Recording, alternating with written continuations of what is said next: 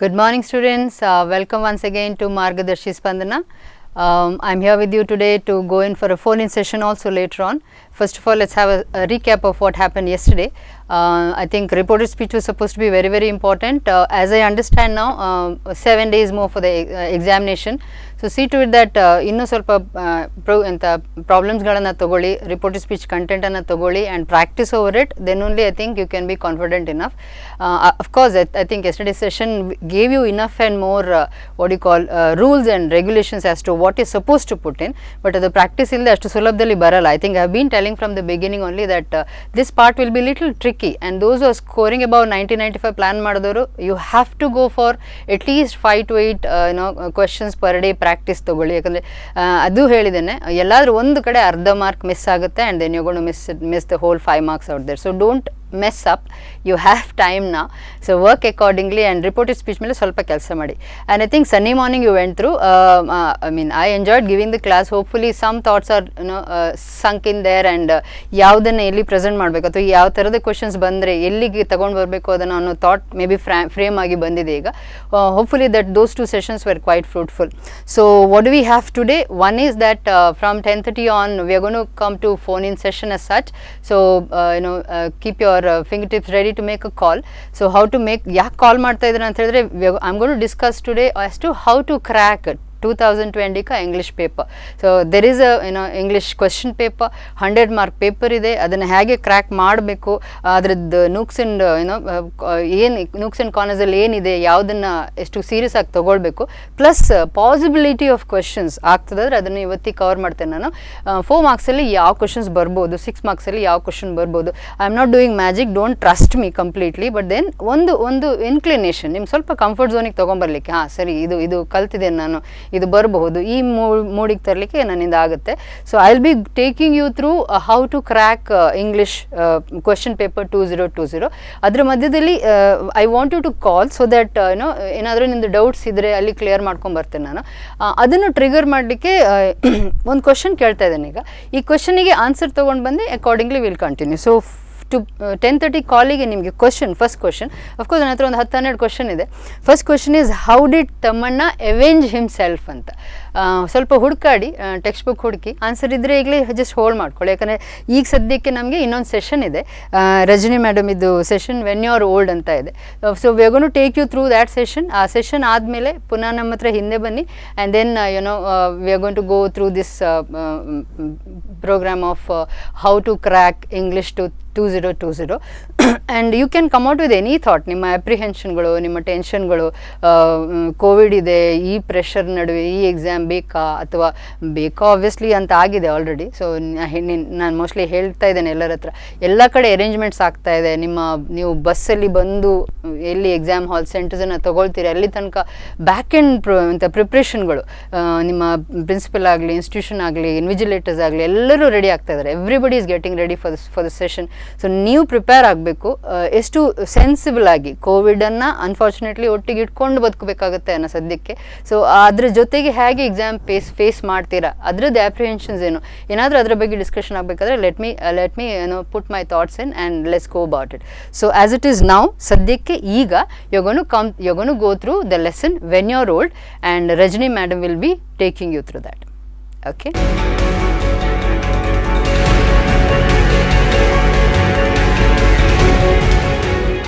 Students, to another session of Make Me Learn. Today we are going to learn about the poem When You're Old. When You're Old by W.B. Yeats, world's most renowned love poet. W.B. Yeats was a British nationalist, and he had lots and lots of fan followers. So he wrote mostly love poems, and he had expressed his love towards somebody else also in his poems. The poems mainly concentrate on the theme of love, emotions, and celebration of life. This one, When You Are Old, is a poem which talks to us how we regret many things that we have lost when we had it in our hand, and we have misused that opportunity when we have lost the thing, and then later on, after many years, we repent for it, we regret having lost the opportunity or the person. This one particularly talks about the love between the poet himself and between another woman called Maud Gonne. So let us very quickly understand what the story is all about. What is the relation between the poet and the lady, and what has compelled the poet to write down this poem. So, being a British nationalist, W.B. Yeats, he had, as I told you, he had lot of admirers and people who would read his poems and give a very good critic. So, out of these people, Madam, a lady by name Maud Gonne was one, and she was an Irish nationalist. Though from Ireland, she was very closely associated with W.B. Yeats because she was an admirer of Yeats' poems. She would read them and then appreciate it. Many a times it would be a critical appreciation. She would be the one who would guide him and tell him what was wrong or what was right. So that way they both became very close to each other. And added to this, Maud Gonne was extraordinarily beautiful, and one quality that W.B. Yeats liked in her was her outspoken nature. She was very bold and outspoken in nature. So all these qualities of Maud Gonne bring her more and more closer to W.B. Yeats, and Yeats has become a great fan of her. These two are constantly in touch with each other. They like each other. I mean to say, let me correct it. They do not like each other, but it is one way itself, and it is Yeats who is in love with Maud Gonne. So, in his deep emotions for her, deep feelings for her, he proposes to Maud Gonne in the year 1891. But it is rejected by Maud Gonne. She very bluntly she says that she had nothing such like that, and she had just appreciated his writings and not him as an individual. So again, after many years, after 2 years again, W.B. Yeats again proposes to Maud Gonne, but again it is rejected. So this happens for around 3 times, and every time Yeats proposes to her, it is neglected, it is rejected by her. So Yeats is in a very depressed mood and a mood of dejection. At that moment, he writes the poem When You Are Old. He wants this lady to understand that she has committed a very big mistake in her life of not accepting the true love of Yeats. So he writes all these things using a beautiful time frame, and he wants to make her realize what her great loss in life is. And the poem, according to the mentality of the poet, it goes this way. So when you are old and grey and full of sleep, and you're nodding by the fire, you sit, then you have to take out this book and then read the book one after the other and understand many things. So the poet initially starts from going into the future tense. The poet goes to the future tense and he says, when you are old. This is for this lady only. When you are old and grey and full of sleep because old people usually doze off. They are tired, they don't have lot of mental work to do, so they are tired.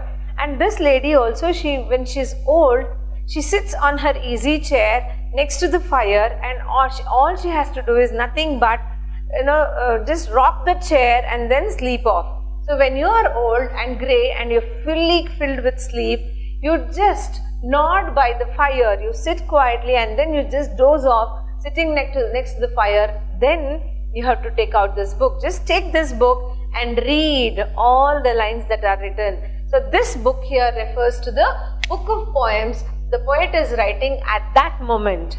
So whatever he is writing at present, he is talking about the future tense, and that book that is written in the present tense has to be seen by the woman who is already in the future tense. So he says, you take out this book and read the lines, then you will understand that what soft look your eyes had once and moments of glad grace. So he talks about all these things in the second stanza.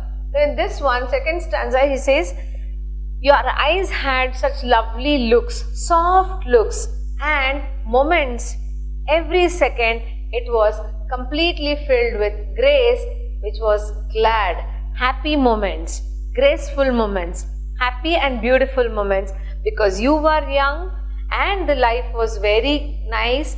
Life was without any tension, and your eyes also had a beautiful look in them. So because you were young, all these you'll have to recollect, recall, and then think how life was very beautiful. He continues and says, just think of those days when there were many people who were behind you, for either for loving you or just because you were beautiful. So they just wanted to love you. There were many people, there were many men, boys who loved you for your beauty. It might be a true love or a false love. So they just loved you because you were very beautiful. Either love which was true or false. Maybe it was a true one, maybe it was a false one, but still people loved you very much. So you'll have to recall all those things. Just remember those days when you were loved by many of them.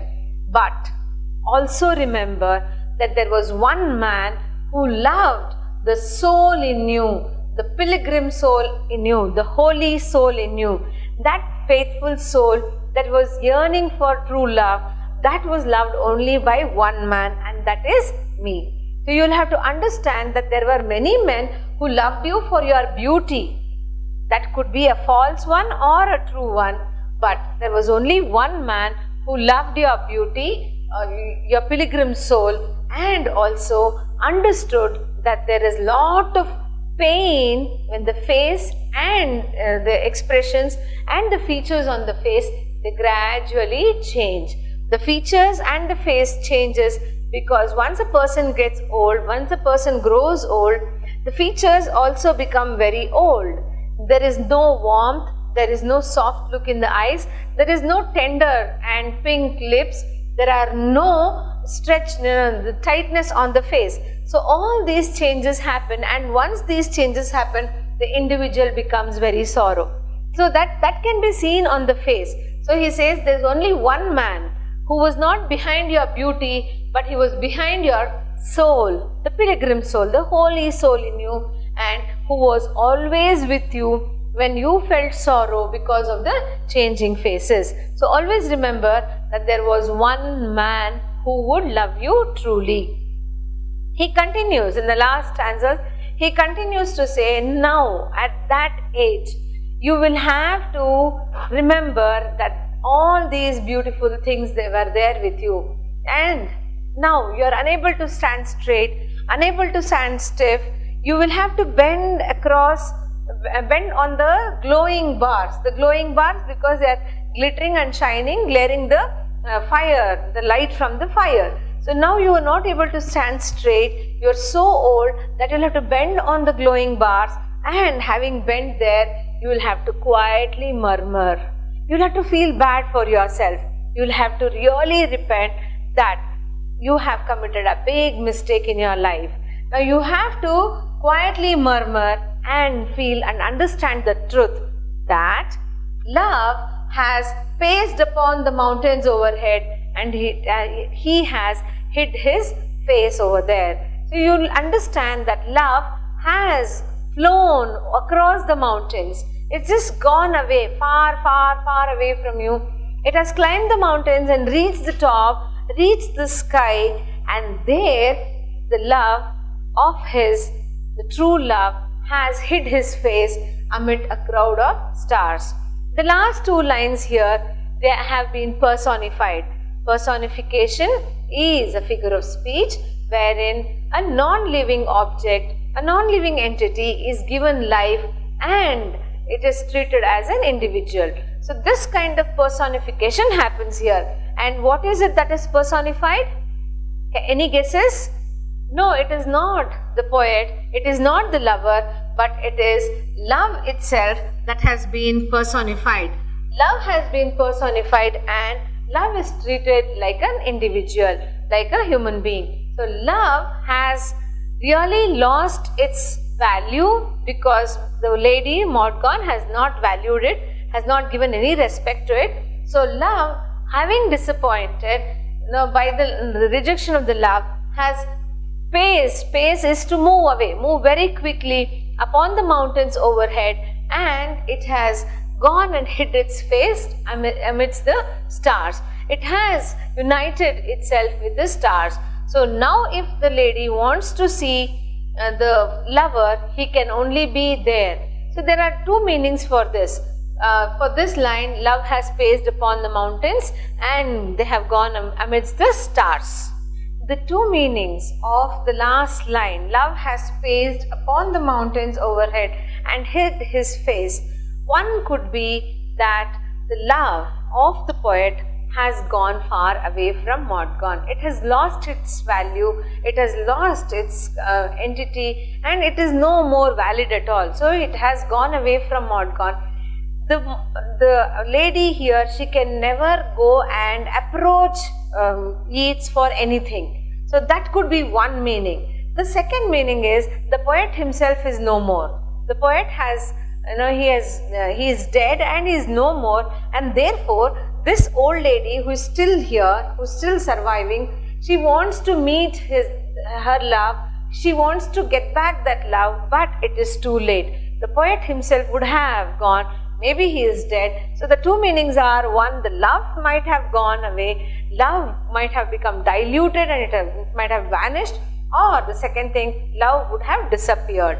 So giving these two meanings, the poet says, love has gone away, it has paced upon the mountains overhead and it has hid his face amidst the crowd of stars. So how do we know that this is a personification? Very simple. When I talk about love here, love is supposed to be a neutral gender, and here this one has given as his and face.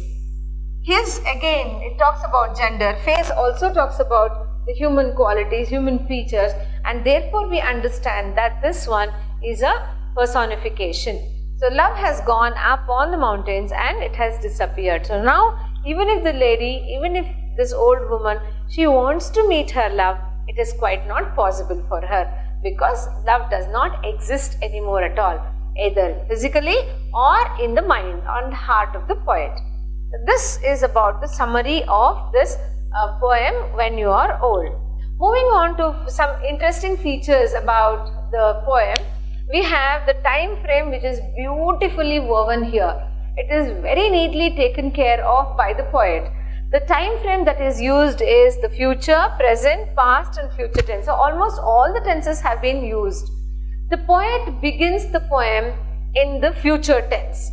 So it talks about the first line itself. It says, when you are old and full of grey and full of sleep, then you will remember. So initially he begins the poem with a future tense. He says all these things in future, when you are old, nodding by the fire, when you are grey and you are full of sleep, then remember those days. Take out this book and remember your golden era, remember your golden days. So that he talks about the present tense, the golden moment, the golden era, that beautiful time, the youth time, the prime time of the person's life is all about the present tense that he is mentioning. So from here again he will talk about the past tense. Past tense because you'll have to take this book and then again recall those people who loved you for your glad grace, loved you for your beauty, with whether it is with a true or false love. Also remember that there was one man. All this happens in past tense. So it is again going back to past tense. And then the last two lines, remember, you will now again the glowing bars, bent by the glowing bars, and you have to murmur sadly that love is dead, it is fled and gone away. Again he talks about the future tense. He says, see, once all this has happened, now again in future tense you will understand that love is no more at all.